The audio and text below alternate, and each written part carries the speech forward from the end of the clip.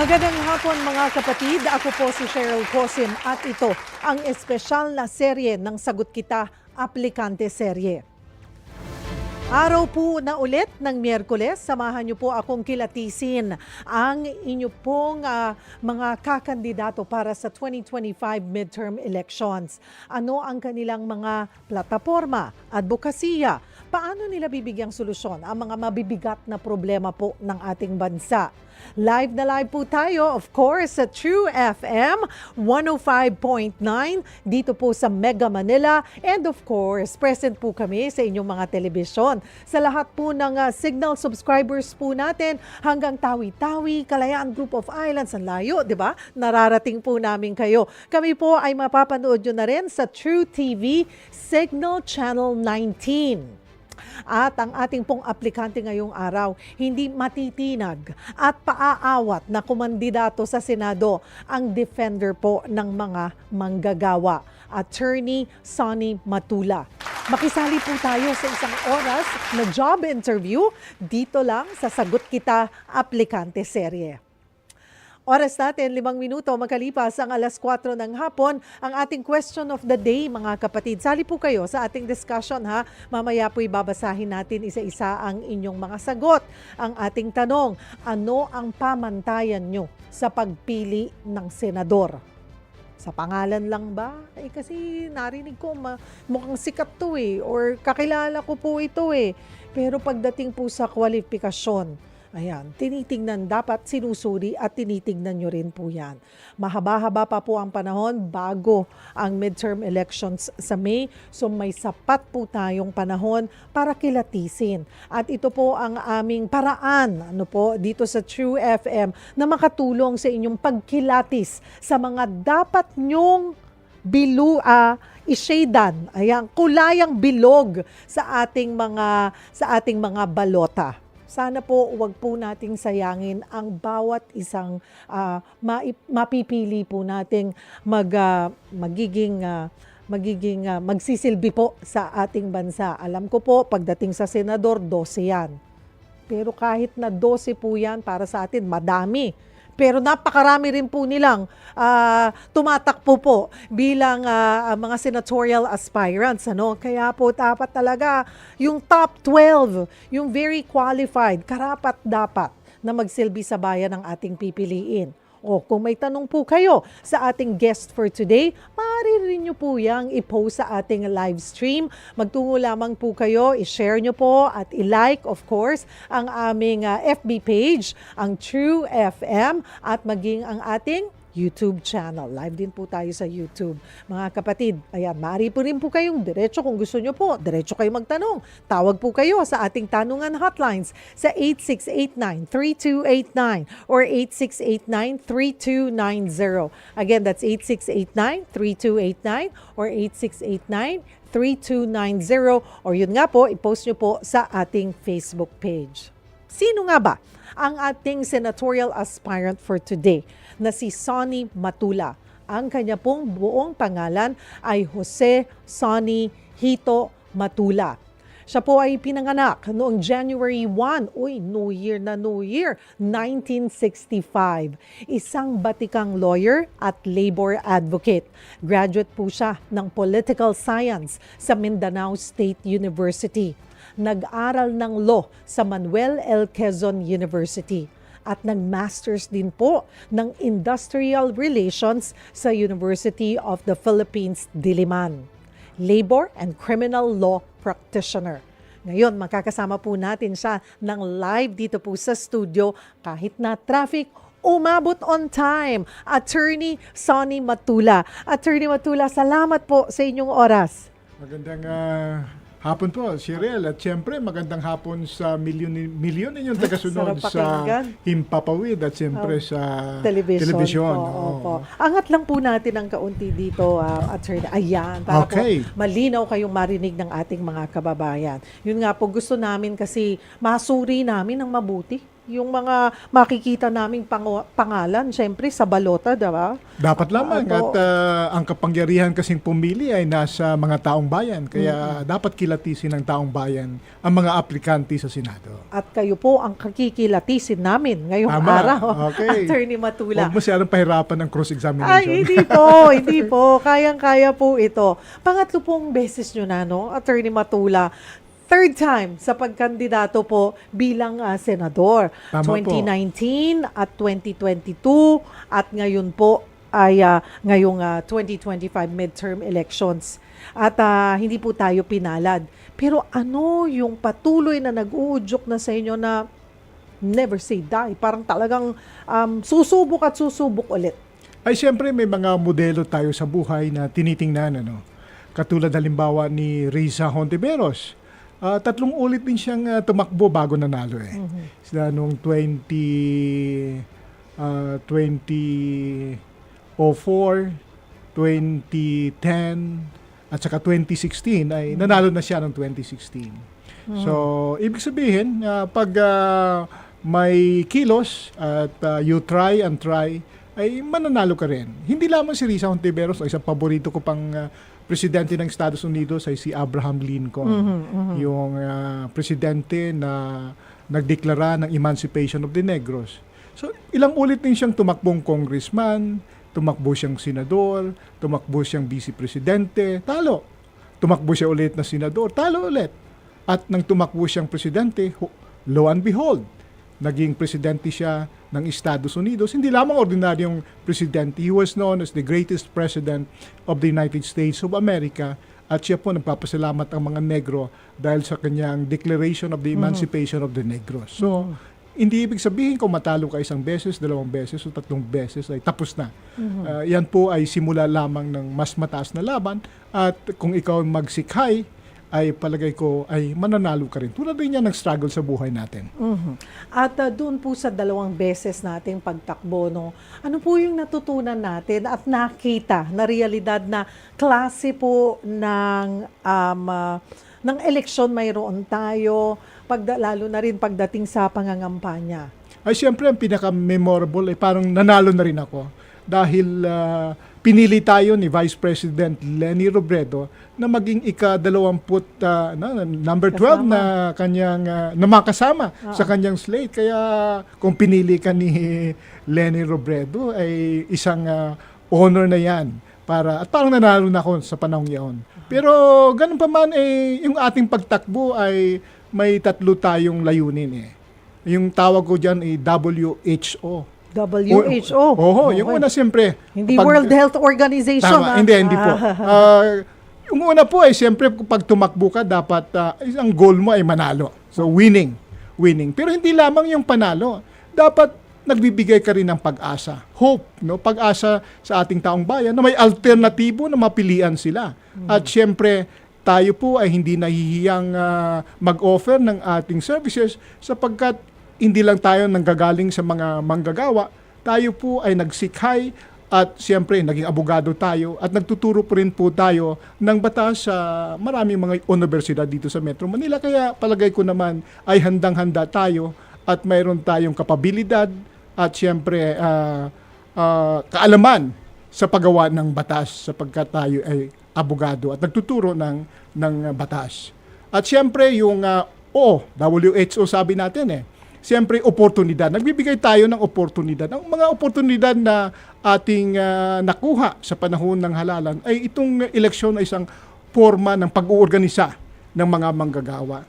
At ito rin ay oportunidad para ma-empower ang mga manggagawa kung sila po ay na-organisa ng union para makipag-collective bargaining negotiation. At marami po tayo na-organisa ng mga union sa panahon na nagkaroon ng eleksyon sapagkat nakilala tayo at nakilala yung Federation of Free Workers at sila po ay lumapit sa FFW para maorganisa sila ng union sa Palawan, sa Mindanao at siyempre dito sa Southern Tagalog at sa Central Luzon. Doon po sa iba rin kasi ang labanan sa atin, kailangan talagang malaking bagay po yung mayroon tayong budget. Tapos mahigit 160 plus po yata. I'm not sure kung ano po ang latest count ng COMELEC ngayon dun sa kanilang I know December yung final list ng kanilang aaprubahan ng mga kakandidato. 66 ata yung kasalukuyan. 66 lamang. Oho, Parang oho. 100. Sa 173 o 66 na lang. Oh, 66. Nes last na, tideklara mga nuisance yung Ay, iba. okay, ang dami po. Ay, Oho. oo, tapos pati sa grupo nyo po, kayo na lang ang natira. Tama po ba ako? 10 ata kami. Ako yung natira. Pero yung 4 ay nag-file ng motion for reconsideration. Sa palagay ko naman ay mapagbigyan sila. Si Mustafa Subair, isang Muslim, si Commodore Macaraig, yung isa ay si Pimentel at saka si kasamang Ordiales. Ano po ang challenge sa inyo ngayon? Base na rin po doon sa inyong na-experience the past po na this time you'll make it or mas may edge po kayo ngayon? Ay nag-i-improve po ang ating mga boto sa dalawang eleksyon. Yung unang-una po ay mga 400,000 lang yung boto natin sa ilalim ng Workers' Party of the Philippines. Nung tayo ay inendorso ni Vice President Leni ay umabot naman tayo ng 3 milyon. So malaking pagtaas yan. So sa kasalukuyan ay nakikita natin at siyempre nagsusumikap tayo na tataas pa yung ating boto at kung maaari ay abot tayo ng 16 million. Yung ating network sa trade union ay ating sinisikap na epektibong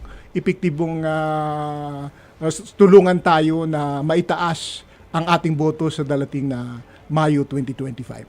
At dahil nga po, for now, nag-iisa na lang kayo doon sa 10. Pero sabi nyo nga po, Palagay ay ko may mapagbigyan yung aapela. 4. Okay. Yung 4. Pero may plano po ba kayo since naging kaalyansa nyo? Like Senator Kiko Pangilinan is trying also na makabalik sa Senado naman. Tutulungan this po time. natin siya. At si Bam Aquino. Yun, palagay ko ay former tutulungan Senator din Bam namin Aquino. si Bam Aquino. So paano po, may usapan na ba na pwedeng mag-alyansa or magtulungan pagdating sa pag-iikot at pagkampanya? Ay, may ginagawa po tayo ngayong pag-uusap at na informally ay nakausap na rin natin si Senator Kiko at saka si Senator Bam. Ang sabi ko naman sa kanila, isusuportahan namin sila. At maliban dyan ay yung mga tumatakbong labor leader ay bumubuo din kami ng alyansa. 5 kaming mga labor leader, kaya Voltis 5 ito. Si kasamang Liudi Di Guzman, si kasamang Luke Espirito, si kasamang Ernesto Arellano, at sa Kilusang Mayo 1 ay si Jerome Adonis. At syempre ang inyong lingkod si Sani Matula. Ay nag-uusap-usap kami at mayroon kami ng draft na pinagkaisang agenda para sa aming kampanya sa Pebrero. So, 10 yung aming agenda na pinag-usapan. Hindi naman ito bago. Ito po ay pinag-usapan na ng trade union movement doon sa All for Leni noong 2022. At siyempre, matagal na bahagi ito ng aming advocacy katulad ng sahod, trabaho, at karapatan, ang housing na pinag-usapan din namin dyan, yung anti-dynasty proposal namin, yung aming agrarian reform and rural development na programa.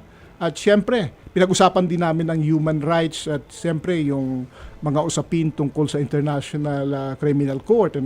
Ay amin rin yung may draft na kami dyan na pinag-usapan. Hindi pa namin na-finalize pero palagay ko ay maaari namin pagkaisahan yon. Ngayon naman po, Attorney Matula, pag-usapan po natin. Let's focus on you and let's talk about your platforms. Po? Well, kilala po kayo na ang isa po sa pangunahin yung advokasya ay talagang tumulong po sa ating mga manggagawa na mapabuti yung kanila pong sitwasyon.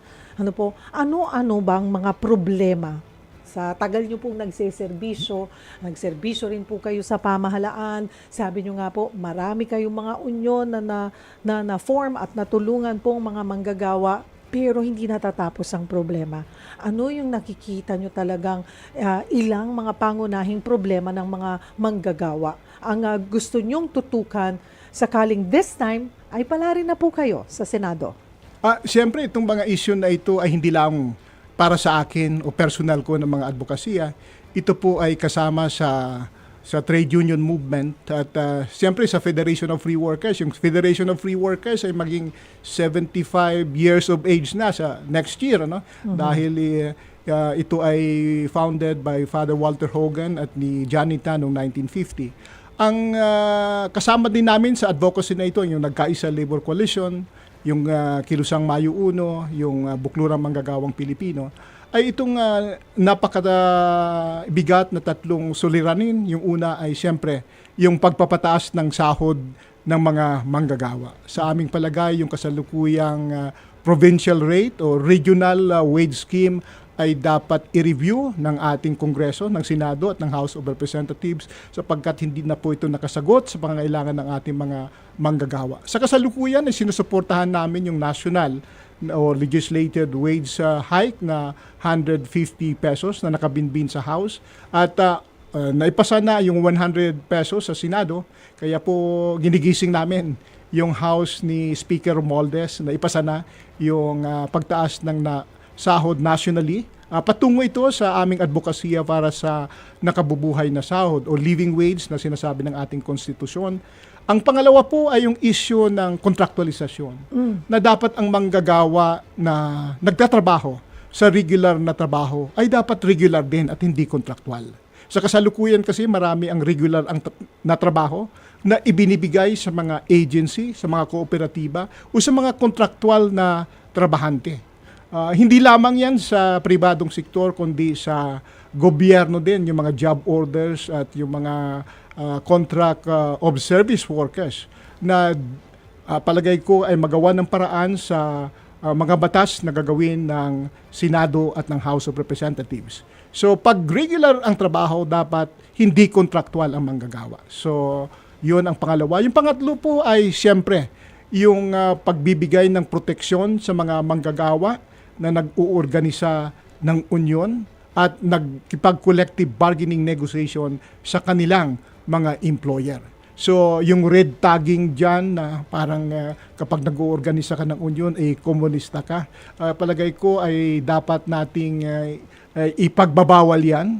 Yung mga paghuli ng mga union leaders dahil nag-uorganisa sila ng union ay dapat bigyan natin ng mataas na penalty, no? Kasi freedom of association yan, bahagi din ng ating konstitusyon. Sabi ng ating konstitusyon, ang karapatan ng mga manggagawa sa publiko o sa pribadong sektor na mag-organisa ng union, asosasyon o anumang kalipunan ay hindi dapat sinasagkaan ng batas, hindi sinasagkaan ng mga taong gobyerno. Kaya po palakasin po natin yung pag-exercise ng mga manggagawa sa freedom of association. Balikan ko po yung contractualization. Marami ng administrasyon, ano po, ang isa yan sa isinasama nila at ipagyayabang na pag sila'y naluklok ay tatapusin, mawawala na yung contractualization. This time, ano po ba nakikita nyo? Bakit hindi nga ba umuusad-usad ito? Totoo yung sinasabi mo na, Ma'am Cheryl, na marami ng administrasyon. Isa niyan yung nakaraang administrasyon, si Pangulong Duterte. May sinertify siya na bill as urgent at pinasa po ng Kongreso yon. Pero biglang binito niya. Kaya tawag namin sa kanya ay President Benito Duterte. Kasi siya mismo ang nag-certify. Ang promise niya nung nakaraang eleksyon ay within 6 months, yes, I will end yung Indo, no? Yung contractualization issue. Pero yan po ay isa sa mga frustration ng trade union kay Duterte na pangako ng ating dating Pangulo. So palagay ko naman ay napaka-importante talaga na irebisa o amendahan yung ating labor code tungkol sa contractualization. Dapat ang presumption natin, ang trabaho ay regular ang trabaho at hindi contractual na trabaho. Sa kasalukuyan kasi ang practice dyan ay maski regular yung trabaho ay kino-contract out, no? Maski necessary and desirable to the usual business ng kompanya, ito po ay binibigay sa mga kooperatiba, sa mga manpower agency at palipat-lipat. Maliban doon sa individual na 5 buwan, ay yung agency nila ay palipat-lipat. Palagay ko naman ay maling-mali yan sapagkat regular ang trabaho at ang ginagawa nila contractual yung trabahante. Palagay ko ay contrary yan sa ating saligang batas sa prinsipyo ng security of tenure at dapat sawatain. Ang aking proposal dyan ay maliban sa i-revisa yung provision ng Article 106, lalo na yung prohibition of labor-only contracting, ay dapat bigyan ng mas mabigat na penalty. Sa kasalukuyan kasi, kasama niya Cheryl, ang penalty dyan sa Article 303 ng Labor Code ay 1,000 lamang hanggang 10,000. Kaya hindi deterrent sa ating mga employers at kapitalista na ipatupad yan sapagkat napakaliit po ng penalty. Doon po sa sweldo, kanina sabi nyo nga po, you're pushing for it. Meron din po at sinasabi na dapat pantay-pantay na ang sweldo kung nasaan, kahit saan man panig ka ng Pilipinas. Kayo po ba ay pabor doon? Palagay ko hindi naman pantay-pantay. Kung ang pinag-usapan natin ay minimum wage, dapat pareho. Kung minimum wage ang pinag-usapan. Pwede naman na, halimbawa, sa posisyon mo ay mas mataas, pero hindi dapat bababa doon sa threshold, yung minimum wage. Sa aking palagay, ang kasalukuyan pagbibigay ng minimum wage sa ilalim ng Republic Act 6727 ay contrary sa prinsipyo ng katarungang panlipunan na dapat yung those who have less in life must have more in law. Ang nangyari ngayon sa mga regional wage boards natin, kung nasa probinsya ka at sa mga malayong lugar na ikaw po ay nangangailangan sana umangat ang buhay, ay mas lalong lumiliit ang sahod mo. Halimbawa, yung dito sa Metro Manila, 645 sa kasalukuyan. Mas mataas yan kaysa Laguna na 520 lamang. Mas mataas yan kaysa doon sa BARM na 341. Mayroong 320 pa. Pero nangangailangan mas lalo ang mga tao doon. Mas mahal ang presyo ng gasolina doon dahil sa transport cost ng gasolina. Kung ang pag-usapan ay sardinas, mas mataas ang presyo ng sardinas doon kasi may transportation cost. Kaya napakabigat po na titingnan na yung mga probinsyano ay nadidiscriminate sa pasahod sa kasalukuyang polisiya ng ating gobyerno. Sa palagay ko ay dapat baguhin yan, dapat ibalik doon sa national wage scheme natin. 35 years ago, 1989, ay wala pa yung Republic Act 6727, pare-pareho ang minimum wage sa buong Pilipinas. 64 pesos sa Butuan City, 64 pesos dito sa Metro Manila. Nang dinagdagan ng 25 pesos, buong Pilipinas na nakapag-enjoy ng 25 pesos, kaya naging 89 pesos ang minimum wage sa buong Pilipinas noong 1989. Pero dahil inadapt yung regional wage scheme sa ilalim ng Republic Act 2767, ay napalayo ang agwat ng sahod ng mga manggagawa na nasa probinsya. At siyempre, mas mataas dito sa Metro Manila. Ang diskriminasyon na yan ay dapat tutukan ng Senado at dapat baguhin ang batas. Gawin nating national minimum wage tungo doon sa tinatawag natin na nakabubuhay na sahod. Mga kapatid, simula pa lamang po ng ating pagkilatis sa ating senatorial aspirant na si Attorney Sonny Matula. Mas kilalanin pa natin ang ating aplikante maya-maya lamang po. Ikaw kapatid, ang aming question of the day, sagutin nyo ha, ano ba ang batayan mo sa pagpili ng senador para sa 2025 elections? Dapat klaro rin po tayo na alam natin kung ano ba ang dapat na trabaho ng isang senador. 'Di ba? Ng mga posisyon na iboboto po natin. Iba po ang ginagawa ng mayor sa isang senador. Iba po ang ginagawa ng gobernador sa isang senador. Dapat alam natin. Parang kailangan mas empowered po tayo para mas maipagyayabang natin na ito yung listahan ng mga pangalang pinili natin sa ating iboboto sa 2025. Mga kapatid, sali kayo sa ating discussion. Post po kayo sa ating live stream or pwede po kayong tumawag sa ating tanungan hotlines sa 8689-3289 or sa 8689-3290. Kung may tanong po kayo kay Attorney Matula, sige lang po, post nyo po yan or tawag po kayo at sasagutin po niya yan. Huwag kayong bibitiw. Magbabalik po ang Sagot Kita, Aplikante Serye.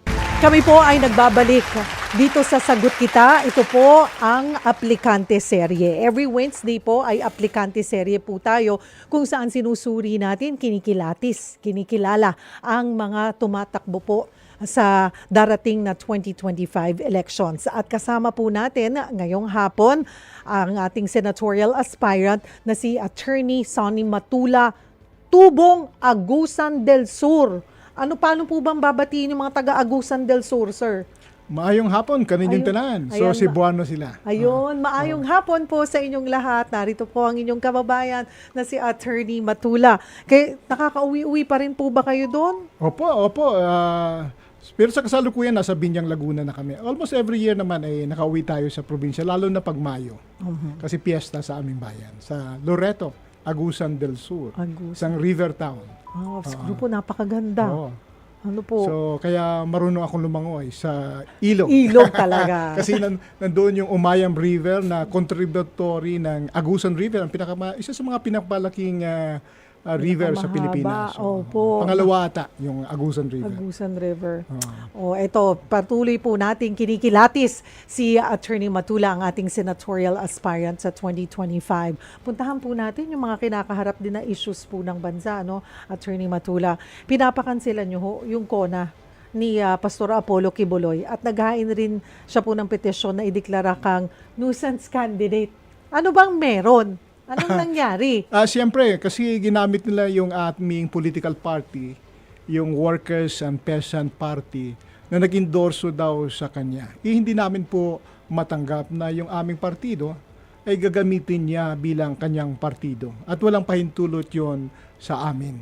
Kaya naka-pending na po sa COMELEC yung aming petisyon na tanggalin yung aming partido sa kanyang kandidatura at ideklara rin siya na nuisance candidate kasi mahirap po yung kanyang hinaharap. Harapin na muna niya mga kaso niya. Hindi ko na i-discuss yung kaso niya kasi nasa kulungan siya ngayon.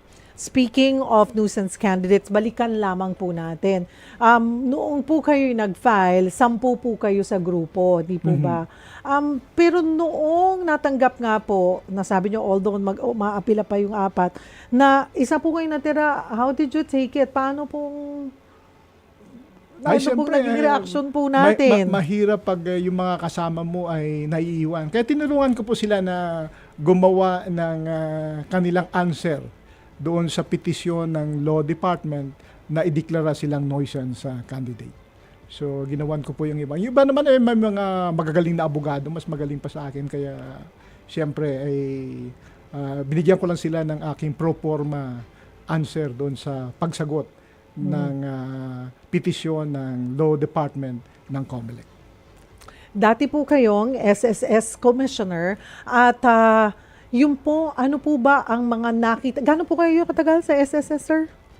Noong 93 to 98 at after that ay na-appoint akong commissioner noong 2006 hanggang 2010. So naging commissioner ako ng mga 4 na taon sa SSS. Ano po yung nakita nyong mga problema sa insurance system ng bansa?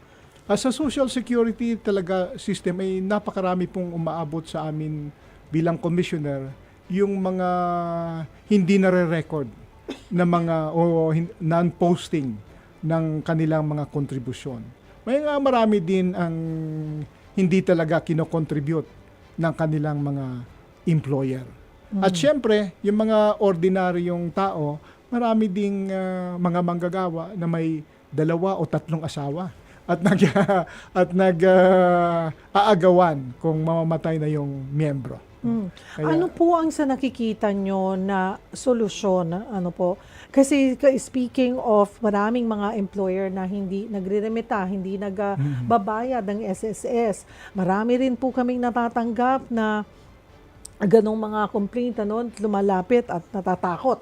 Kasi kahit nasabihin mong confidential naman yan, hindi malalaman. Naku, hindi po yan, hindi po kami, baka po kahit di nyo sabihin, kami ang mapag-initan. Ano ba bang nakikita nyong solusyon para talagang magbayad po ang employer? Kailangan ba ng mas mabigat na penalty for the employers? Paano po kaya mas magiging maganda ang sistema? Sa palagay ko, napaka-importante yung computerization at maging transparent yung SSS. So, mabagal ang proseso niyan. Hanggang ngayon, hindi mo pa makikita kung ikaw maghahanap ng iyong kontribusyon ay marami pang hindi maka-access no, sa SSS. Pero maliban dyan, napaka-importante yung representasyon ng mga manggagawa sa board ng SSS at yung mga konsultasyon na gagawin nila. Nung nakaraang administrasyon ay yung mga representante ng mga manggagawa ay hindi galing sa mga manggagawa. Kaya kino-question nga namin ang representasyon ng karamihan sa kanila kasi makikita mo workers representative pero nanggagaling sa Chamber of Commerce. So employer yan, hindi yan workers. So ngayon mabuti na lamang ngayon ay naibalik na konti yung mga representasyon ng mga manggagawa. Ngayon ay nakikita ko diyan yung Trade Union Congress of the Philippines na may representasyon na, no? Ganon din sa mga employer, nagrereklamo sila noon na wala silang representasyon kasi hindi nila kilala yung nagrerepresenta ng employer. Sa kasalukuyan ay dahan-dahan nang ibinalik yung mga representasyon ng mga sektor sa SSS. At sana itong ating mga representative ay magkonsulta sa mga trade union, sa mga manggagawa para mapakinggan nila ano ang kinakailangan at ano mga problema ng karamihan sa ating mga manggagawa sa social security system. Ang dole po. I mean, since we're on sa manggagawa, labor and employment po yan, dapat balanse. Pero may mga nagsasabi po na mas pro labor, yung sa mga employers po sila. What's your take on that? Palagay ko naman si Secretary Benny Laguesma, employer ko nga yan, lawyer. Nakakalaban ko yan sa maraming kaso na siya ang kanyang law firm ang nagrepresenta sa mga employer. Kaya palagay ko naman balanse lamang yung ating bagong secretary ngayon. At siyempre, matagal na siyang veterano sa labor relations at alam niya na ang sentimento ng employer, ng mga manggagawa. At palagay ko naman ay si Secretary Benny ay makakatulong sa bawat employer at sa mga manggagawa. Last, may dalawa kaming notice of strike. Yung isa ay naging strike nung nakaraang 2 linggo. At sa tulong ng NCMB as ng Secretary of Labor ay naresolba namin yung mga problema na palagay namin ay win-win, no? Ang napagkasunduan. Kahapon ay natapos namin yung notice of strike sa G&T Express, yung isang pinakamalaking logistic company sa Pilipinas na nagdadala ng maraming mga parcel sa buong Pilipinas, Luzon, Visayas at Mindanao. Ito po ay hindi humantong sa strike, although malapit na.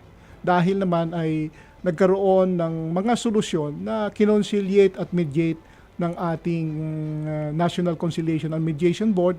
Si Admin Tess nga ang tumulong sa atin para magkasundo ang dalawang partido, kaya hindi po natuloy yung strike na sana mangyayari sa G&T Express. Matagal-tagal rin pag-uusap yon, pero at least humantong sa kasunduan. Although hindi naman na-resolve lahat ng mga problema, pero at least substantially nabigyan ng kalutasan dahil sa intervention ng Department of Labor. Mas painitin po natin ang ating usapan, Attorney Matula. Puntahan natin yung national issues. Okay. Yung mga mainit na nangyayari po ngayon sa bansa. Alam naman po natin, pinakamainit ngayon, ang Marcos Duterte, politika rin po. Ano yung masasabi nyo dito sa kasalukuyang issue sa pagitan ni Pangulo at ni VP Sara? National security threat nga po bang masasabi yung mga naging pahayag nga ni VP Sara? Sa mga ordinaryong tao, ito ay away ng mga malalaking dynasty. Ng dynastiya ni Marcos at ang dynastiya ni Duterte. Pero kung titingnan mo sa legal na pagtingin, ay palagay ko ay isang yung pagbabanta kasi sa ilalim ng criminal code natin sa Pilipinas ay maaring mag-constitute yan into a felony, no? Felony na pag-violate ng ating labor code, ng ating criminal code, katulad nung Article 282, yung threat, saan ka man makikita na threat, hindi pa nangyayari, ay nakahanda na yung assassin. Parang delikado naman yan, no? Na haka-haka lamang ay nakahanda, nakausap na, nakakontrata na. Palagay ko ay mayroong problema dyan yung ating Vice Presidente at dapat tingnan niyang mabuti kung paano niya. The way this government is handling it, taking it seriously, pagbibigay ng subpoena, yun po ay nararapat lang. Nakikita palagay nyo ko na naman walang... ay bahagi niya ng due process na dapat pinaexplika muna bago magsampa ng kaso. Palagay ko naman may mga Sabina pa. magagaling na abogado si Vice President Sara Duterte. Itong mga pagbibigay ng subpoena at pinapa-explain yung kanyang mga pronouncement, ay palagay ko bahagi lamang yan ng due process. Ang bawat isa naman sa atin ay entitled sa due process. Kaya proseso lamang ito na dapat sundin ng ating Vice Presidente at hindi dapat niya salungatin. Nanawagan po ang grupong Makabayan for impeachment kay VP Sara. Ano po ang take nyo on that? Is this something that you support? Yung corruption kasi patungkol doon sa confidential fund funds. ay maaring ground yan for impeachment. So palagay ko naman ay may mga rason ang bayan sa kanilang pagsampa ng impeachment complaint at pinag-aralan nila ito. So dapat din naman na sagutin yan ng ating Vice Presidente sapagkat siya ay accountable officer ng ating bansa. Puntahan po natin ang issue naman sa West Philippine Sea. Okay. Ano po ang inyong pananaw sa kasalukuyang patakaran ng administrasyon po sa West Philippine Sea or yung kung paano tayo ngayon? Parang, to compare, at kita naman po rin yan, na mas agresibo ang kasalukuyang administrasyon sa pagprotekta po ng maituturing na atin. Sa amin, sa Federation of Free Workers, ay nagbigay na kami ng aming posisyon diyan na siyempre dapat aktibo yung ating pamahalaan na idepensa yung ating claim sa West Philippine Sea. At kinontra nga namin o aming kinikriticize yung posisyon ni Duterte na neither here or there. Masyado siyang ambivalent tawag namin.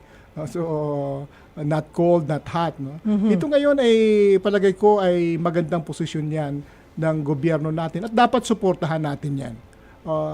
Sa amin namang palagay ay yung pagtaas ng budget ay dapat lamang siguro naman ay huwag naman masyadong malaki. Dapat ikonsidera din yung ibang mga departamento. Katulad halimbawa ng ating Agriculture Department. Napakababa po ng budget ng ating Department of Labor at kung i-plus mo pa yung agrarian reform, mga 3% lamang ata ng ating 6 trillion budget. Palagay ko ay tingnan din itong mabuti sa ating mga pulisiya na dapat hindi maiiwan yung ating agrikultura sapagkat ito ay usapin ng food security natin. Sa kasalukuyan kasi ang ating bansa naiiwan, yung ating 1.3 hectares ay nagpo-produce lamang ng 4 metric tons na palay. Samantalang sa Vietnam, yung kanilang kalahating ektarya ay 6 metric tons ang pinoproduce.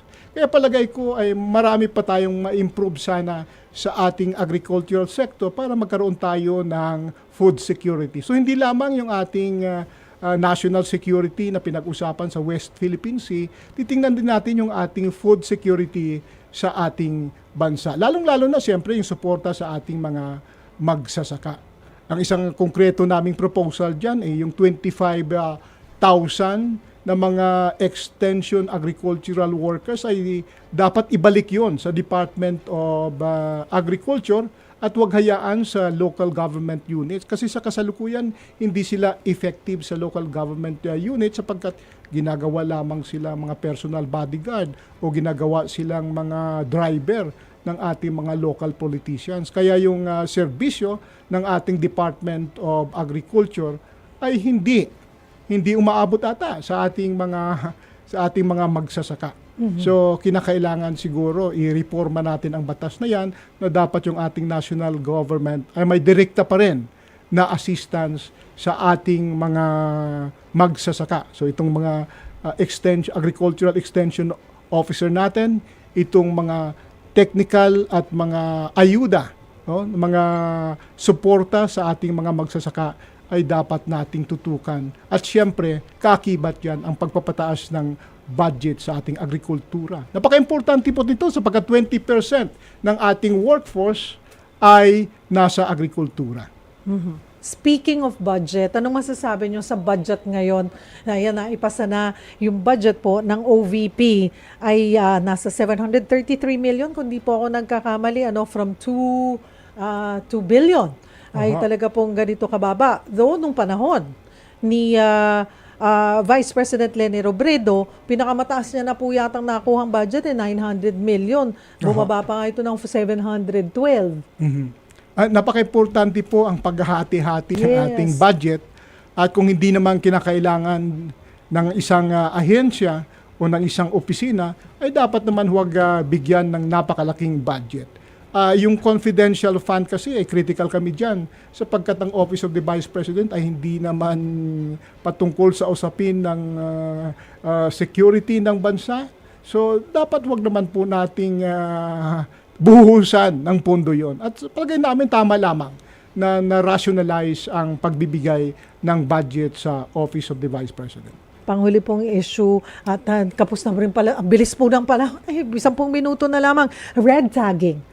Kadalasan na iuugnay yung mga labor leaders, mga katulad po ninyo sa red tagging na iuugnay po kayo sa makakaliwang grupo or sa komunista. Your thoughts on this? Palagay ko ay maling-mali yung McCarthyism, o yung red tagging na ginagawa ng ating mga security forces.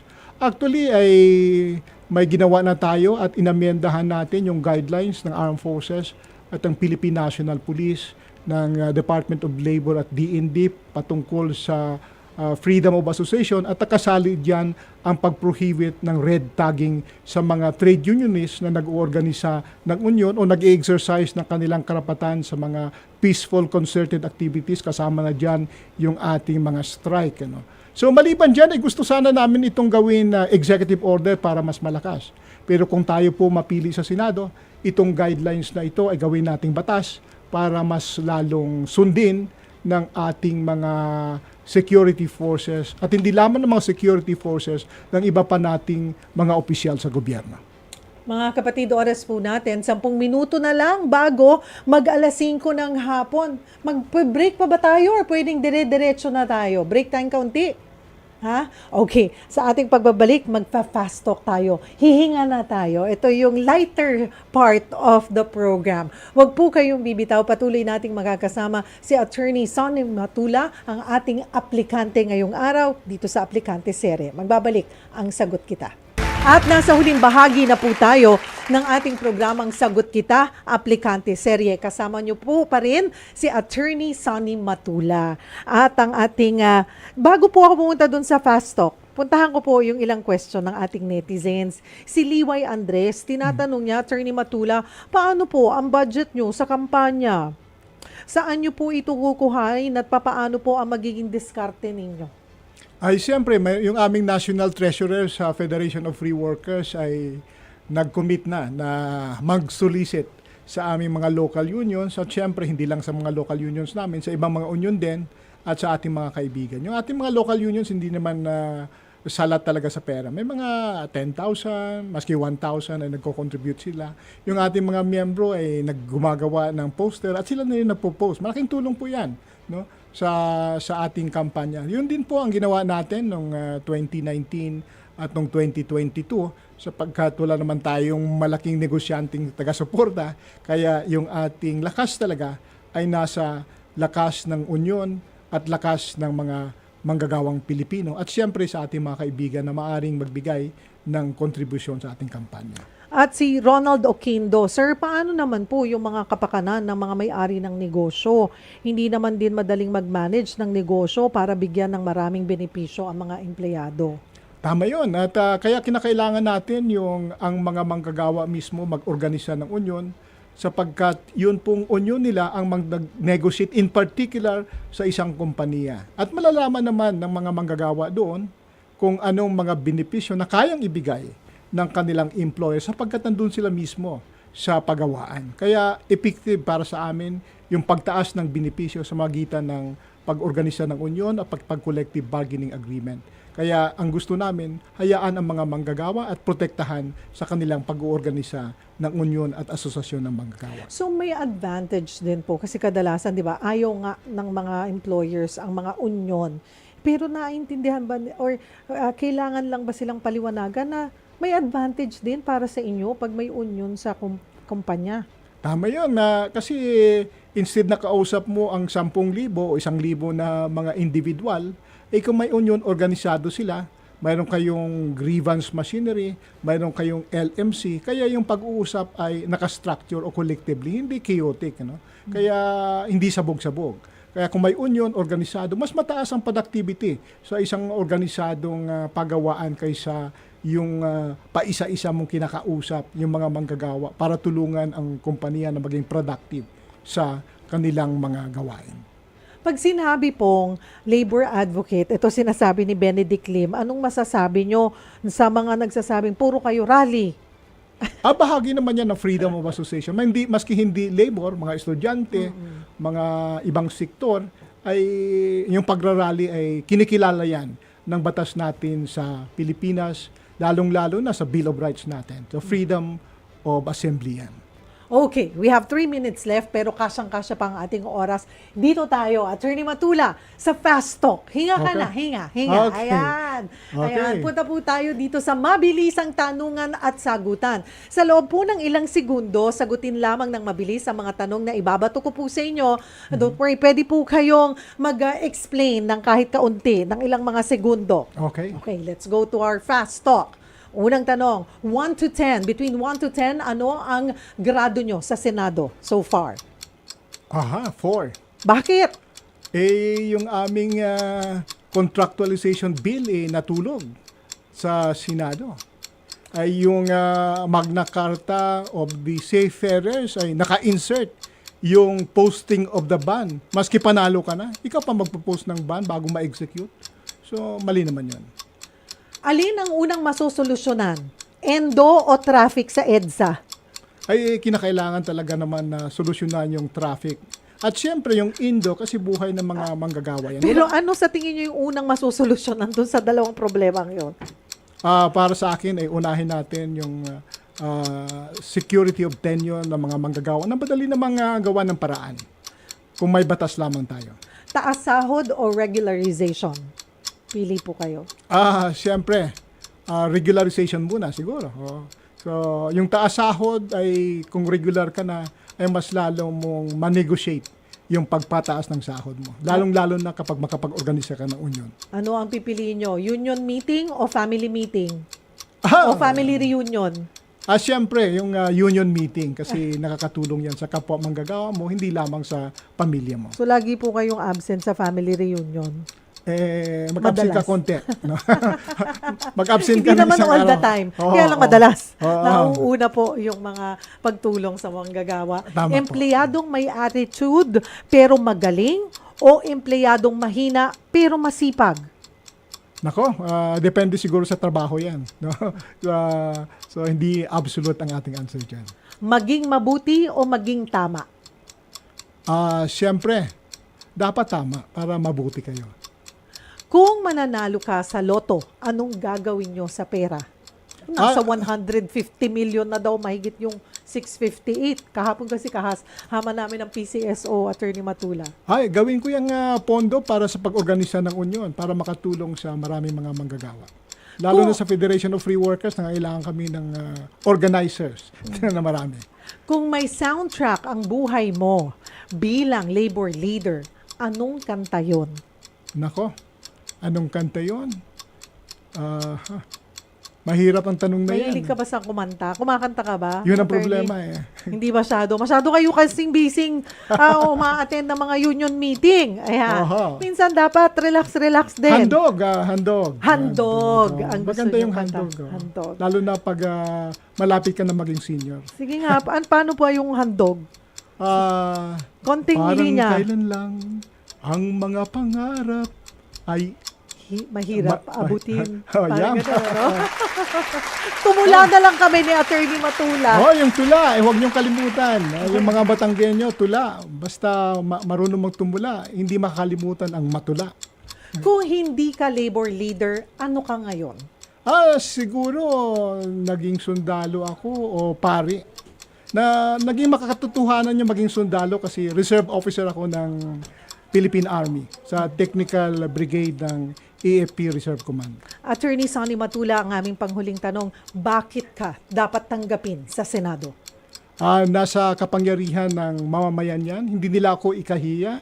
Ako'y galing sa uring manggagawa at naging abogado. May kapasidad po tayo na irepresenta ang boses ng mga manggagawa sa Senado. Marami pong salamat for taking your time and for joining us this afternoon. Labor Advocate Attorney Sonny Matula. Maraming salamat, po. Cheryl. Mabuhay po kayo. At dito po nagtatapos ang isang oras na tanungan at sagutan. Maraming salamat po sa pagsubaybay nyo dito sa Sagot Kita, Aplikante Serye. Samahan nyo po kami ulit sa susunod na Miyerkules para kilatisin ang isa pang aplikante. Huwag kalimutan maging bahagi ng eleksyon at bumoto ng tama. Ako po ang inyong lingkod, Cheryl Cosim. Sagot Kita.